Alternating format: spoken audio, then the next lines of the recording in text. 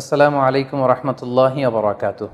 Japan থেকে সোনিয়া শারমিন নামে এক বোন প্রশ্ন করেছেন, সামুদ্রিক কোন কোন প্রাণী খাওয়া যাবে আর কোনটা খাওয়া যাবে না। বিশেষ করে উদাহরণস্বরূপ শামুক, ঝিনুক, অক্টোপাস, স্কুইড এবং কাঁকড়ার কথা আপনি উল্লেখ করেছেন।